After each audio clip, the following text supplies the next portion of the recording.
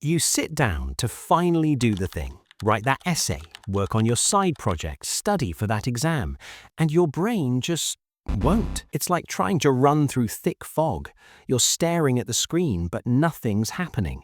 And here's the thing, you're not tired, you're not even lazy. You're mentally obese. We're out here treating our brains like we can just keep shoving information in and expect it to work perfectly. Podcasts at 2x speed while doing dishes, YouTube tutorials during lunch, scrolling Twitter while you're literally on the toilet. We think our brains are hard drives that just need more data, but here's what nobody tells you. Your brain isn't a storage device, it's a factory. And right now, your factory floor is so cluttered with random stuff that the machines have completely stopped working. This is what I call the input trap.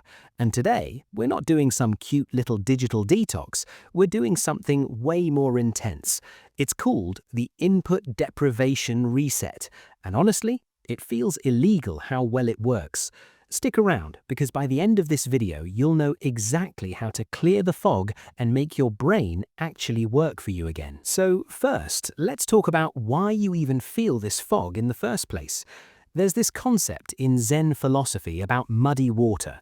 If you keep stirring a glass of muddy water, it stays cloudy forever. The only way to make it clear?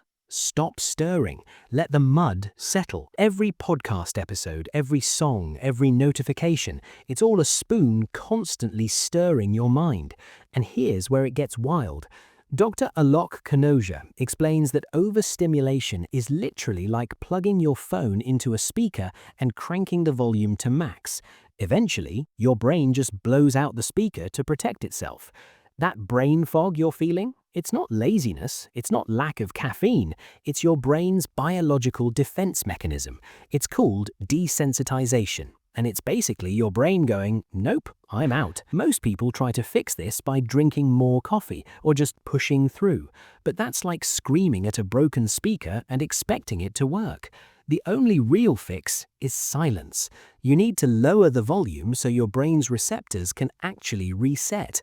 And that's exactly what we're about to do. All right, here's the protocol. It's simple, but your brain is going to absolutely hate you for it. Step 1. The total input ban. For the next 24 hours, you're cutting all inputs. And I mean all of them. No social media, obviously, no Netflix, no YouTube, but here's the part that feels illegal. No music, no podcasts, no audiobooks, not even reading random articles or the news. You're stripping away your ability to passively consume anything. If you're walking somewhere, you're just walking. If you're doing the dishes, you're just looking at soap bubbles. You're forcing your brain into what I call cave mode. Step 2. Survive the tantrum. Within like 2 hours, your brain is going to throw a full-on tantrum. It'll be like, wait, let's just check the weather real quick. Or maybe we should learn about ancient Rome right now. This is withdrawal. This is your brain freaking out because it's used to constant stimulation.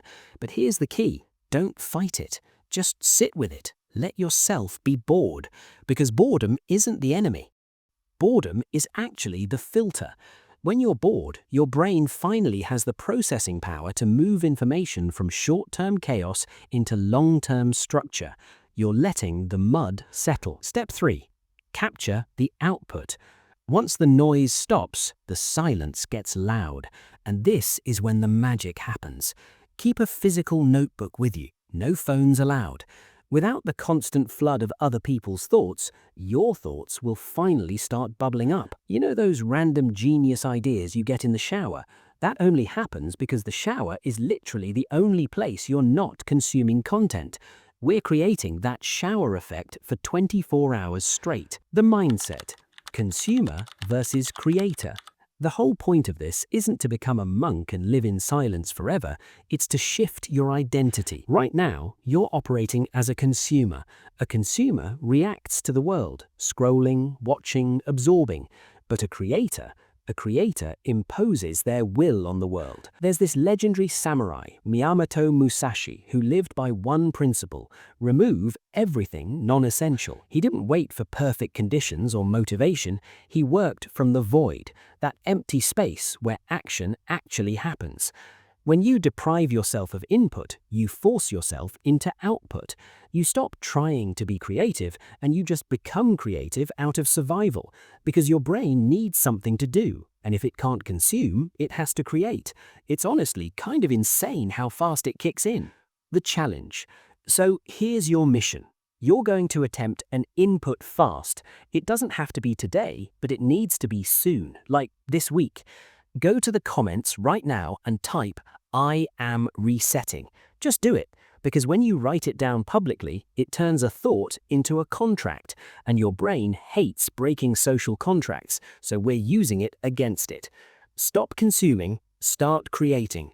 Let the mud settle and watch how insanely clear everything becomes. And if you want to know how to structure your sleep so you wake up actually ready for something like this, that video is right here. Trust me, it's a game changer. Now go reset your brain. I'll see you in the next one.